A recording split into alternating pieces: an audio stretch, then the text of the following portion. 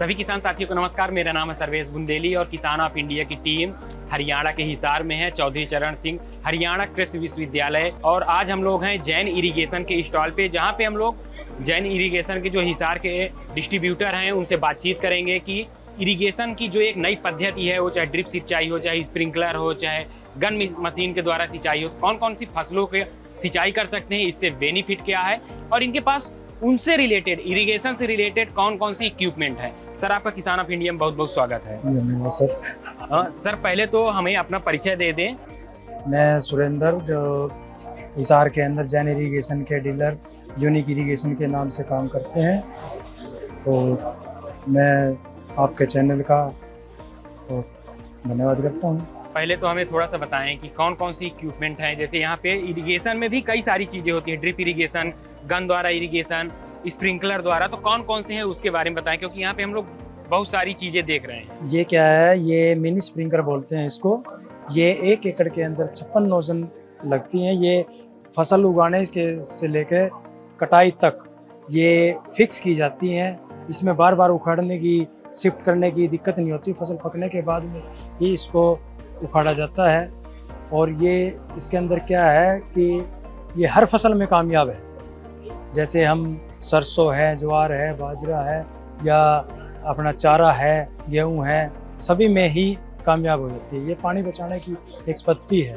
तो ये हुआ स्प्रिंकलर सिंचाई। हाँ जी, हाँ जी। अच्छा, अगर हम बात करें कि 1 एकड़ या 1 हेक्टेयर में, जैसे एक ये कवर कर नहीं पाएगा पूरे एरिया को, तो कितने इस तरह के स्प्रिंकलर लगाने पड़ते हैं? 1 एकड़ के अंदर 56 लगते हैं। ये 6 मीटर एक कवर करता है।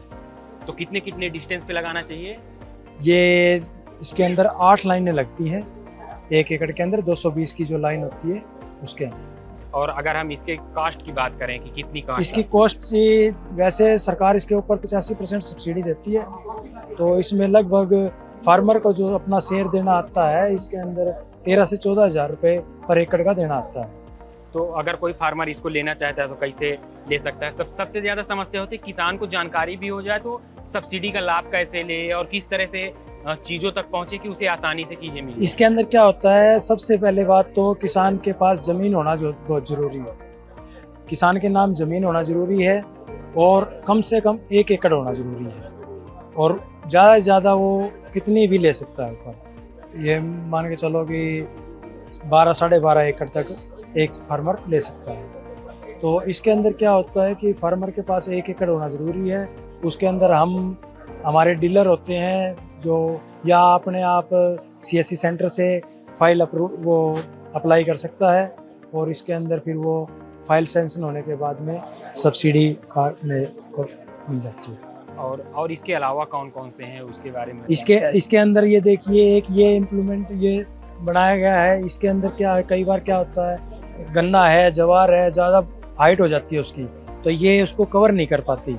तो ये कवर नहीं कर पाती, तो इसकी हाइट बढ़ाने के लिए अपने को ये इम्प्लीमेंट लग जाता है। अगर हमारे पास पहले से ये चीज़ लगी हुई है तो अलग से ये फार्मर को अपनी कॉस्ट से लेनी पड़ती है। ये 60 से 70 रुपये इसकी अलग से कॉस्ट आती है। ये इसकी हाइट बढ़ जाती है और सेम प्रोसेस। तो ये उन फसलों के लिए है, मतलब जो जैसे गन्ना है, बाजरा हुआ, गन्ना हुआ, जिनकी हाइट ज़्यादा हो जाती है जी। जैसे गन्ना है, ज्वार है, बाजरा है। और ये क्या है? ये एक इम्प्लीमेंट ये है इसका। इसके अंदर क्या होता है, जैसे इसके अंदर ट्यूब है, सरिया है, ये जंग खा जाता है या इसको चूहे काट देते हैं, तो ये चीज़ बना दी है। अब इसको खाली इसके अंदर लग जाती है, ये एक से ही काम चल जाता है इसमें। ये नया वो है, ये है जी एक, ये भी स्प्रिंकल ही है। तो इसके अंदर क्या होता है, ये बार बार चेंज करना पड़ता है, शिफ्ट करना पड़ता है, इसकी दायरा ज़्यादा होता है। ये रेन गन है, ये 100 फुट एरिया कवर करती है एक बार में, एक जगह अगर रख दी। हाँ जी। तो 100 फुट चारों तरफ का या चारों तरफ का?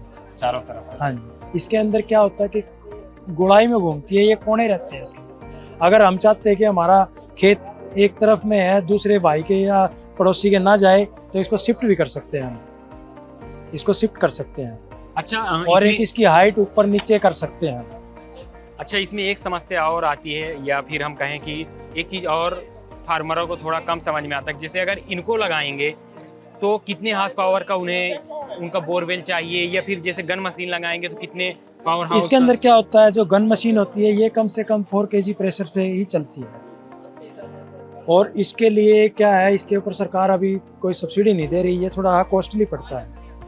तो इसलिए फार्मर इसकी बजाय ये अपना जो 56 नोजल है ये लगाते हैं। इसके अंदर क्या होता है कि अगर हम 10 मिनट भी हम पानी चलाते हैं तो वो पूरे एकड़ को ही मिलता है, सेम बराबर मिलता है। और एक इसके अंदर हमारे पास अगर छोटी मोटर है तो हमारे पास इसके अंदर ऑप्शन होता है कि हम एक वाल्व खोल लें या 2 खोल लें, जितनी हमारी मोटर की कैपेसिटी है। इसके लिए ये नहीं है कि हमने लगा लिया और मोटर हमारे पास 2 HP है तो हम इसके लिए 5 HP करें, नहीं, हमारे पास ऑप्शन है, वाल्व बंद कर देंगे, जितनी हमारी मोटर की कैपेसिटी है उतने ही चला सकते हैं। तो मतलब जो फार्मर पहले से जिनका बोरवेल है ये सिस्टम लगवाना चाहते हैं उनके लिए भी कोई इशू नहीं है। जो नया करवाना चाहते हैं तो फिर नए हिसाब से कर सकते हैं। अच्छा, इसके लिए इसके साथ और क्या क्या सेटअप होता है? जैसे अगर मान लीजिए ड्रिप की बात करें या स्प्रिंकलर की बात करें तो बहुत छोटा उसमें छिद्र होते हैं जिनके द्वारा पानी निकलता है। कई बार ये होता है कि पानी से मिट्टी भी आती है, बालू भी आता है, तो उनसे कैसे बचा जा सकता है? उसके लिए भी कोई सेटअप होता है? उसके लिए जो ये हमारा इधर देख रहे हैं आप, ये सेटअप लगा हुआ है। जैसे आपने बताया कि बोरवेल से चलाता है, अगर फार्मर का बोरवेल है, बोरवेल से चलाता है तो ये हाइड्रोसाइक्लोन फिल्टर होता है, ये रेत साफ करने का काम आता है। तो ये बोरवेल पे ही काम देता है, तो इसके अंदर रेत साफ हो जाती है और रेत नीचे इकट्ठा हो जाता है, आगे ड्रिप के अंदर बिल्कुल साफ पानी जाता है। और जैसे अगर हमारे पास टैंक है तो टैंक के अंदर ये सेटअप लगता है, ये काई है, पत्ता है, जो भी है, ये इसको साफ करता है। तो इस तरह से जो छिद्र है वो भी नहीं होंगे।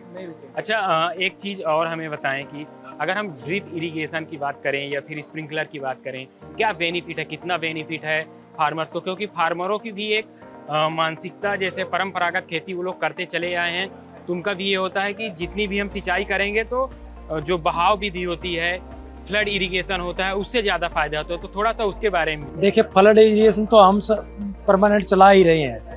उसके अंदर क्या होता है, फ्लड इरिगेशन के आज के टाइम में पानी की कमी है और उसके अंदर अगर फ्लड इरिगेशन करेंगे तो पानी कई गुना ज़्यादा जाएगा। ड्रिप के अंदर अगर हमारे पास 1 एकड़ का फ्लड एरिया है तो उसके बदले में हम 10 एकड़ कर सकते हैं ड्रिप से। पानी के बचाने का साधन है और अच्छी पैदावार होती है। और बाकी फार्मर अपने हिसाब से जिस स्टेज में क्रॉप को देना होता है। अच्छा, मोस्टली अगर हम आपके क्षेत्र की बात करें, इस क्षेत्र के हिसार में जैसे आपका डिस्ट्रीब्यूट करते हैं, यहाँ पे किस तरह के फार्मर ज़्यादा इस चीज़ को एडाप्ट कर रहे हैं? किन किन फसलों को ज़्यादा उत्पादन करने वाले लोग एडाप्ट कर रहे हैं? देखो, फसलें तो हिसार एक ऐसा देश है, इसके अंदर प्रदेश है जो इसमें सारे ही फसल मिल जाती है आपको। जैसे धान है, कपास है, गन्ना है, बाजरा, जवार, सभी प्रकार दालन वगैरह भी फसलें भी उगाते हैं। तो ये जो पानी का साधन जिस प्रकार का फार्मर के पास है उसी प्रकार से हम उसमें ये सेटअप कर देते हैं। सभी फसलों में ये कामयाब है। अच्छा, जो भी हमारे किसान साथी, जो भी दर्शक देख रहे हैं, उन्हें आप क्या संदेश देना चाहेंगे? अगर हम कहें वाटर मैनेजमेंट के लिए या फिर ड्रिप इरिगेशन के लिए, स्प्रिंकलर इरिगेशन के लिए? देखो, ड्रिप और स्प्रिंकलर का जो सिस्टम है ये बहुत अच्छा सिस्टम है, पानी बचाने की विधि है। इसके अंदर फार्मर को कम लागत में अधिक पैदावार मिलती है। ये पैसा एक बार लगने पर उसका लगभग ये मान के चलिए कि आप एक ही फसल में ही उसका कॉस्ट पूरी हो जाती है, क्योंकि इसके अंदर बेनिफिट इतना हो जाता है। जैसे खाद विधि, खाद डालते हैं हम, इसके अंदर वेंचुरी लगती है। अब खाद छिड़काव करना, पूरा 1 बैग डालना पड़ता है एक बार में। इसके अंदर हमारे पास ऑप्शन है, अगर हम 2 किलो भी खाद डालना चाहते हैं तो ड्रिप के जरिए हम उसको 2 किलो दे सकते हैं। अच्छा, आप जैसे ये चीज़ बताए तो मेरे मन में एक सवाल आया कि अगर एक बार फार्मर लगा लेता है तो इसकी कैपेसिटी कितनी होती, कितने साल तक ये चल सकता है? देखो, ये जो प्लास्टिक का सामान होता है इसके अंदर वैसे तो इसकी काफ़ी कम से कम 20 साल तक कैपेसिटी है, अगर हम थोड़ी ही केयर करते हैं इसकी। जैसे अंडरग्राउंड ड्रिप की हो जाती है पाइप, तो उसके अंदर क्या होता है, पाइप नीचे ज़मीन में दबने के बाद पीवीसी सूखती नहीं है, उसकी तो लाइफ बहुत ज़्यादा हो जाती है। और ओपन रखता है तो HDP रखते हैं, वो भी 15 से 20 साल तक कहीं नहीं जाती है। अच्छा, अगर फार्मर को इसको लगवाना है तो कहाँ से आपसे संपर्क कर सकता है, या फिर जैन इरिगेशन से कैसे संपर्क वो कर सकता है? जैन इरिगेशन, देखो, फार्मर को जब लगवाना होता है तो जैन इरिगेशन सिस्टम जो है उसके डीलर होते हैं हर तहसील, हर डिस्ट्रिक्ट के अंदर। आप उनसे संपर्क कर सकते हैं, जो आपके नज़दीक एरिया में लगता है वो आपके फाइल वगैरह लगा देंगे और जो आपको सामान है वो अवेलेबल करा देंगे।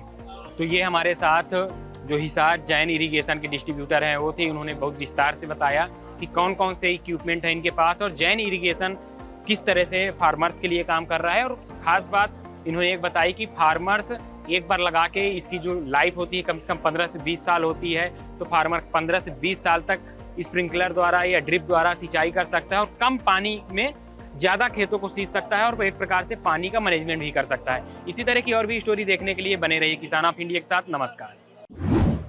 किसान ऑफ इंडिया के YouTube चैनल को सब्सक्राइब करने के लिए नीचे दिया हुआ सब्सक्राइब बटन दबाएं और किसान ऑफ इंडिया से जुड़े सभी अपडेट्स को पाने के लिए बेल आइकॉन दबाना ना भूलें। जो है आपके आसपास, आपके शहर का खास, वो दिखाएगा आपको DNN 24, आपका अपना डिजिटल न्यूज नेटवर्क। तो फिर कीजिए लाइक, सब्सक्राइब और फॉलो।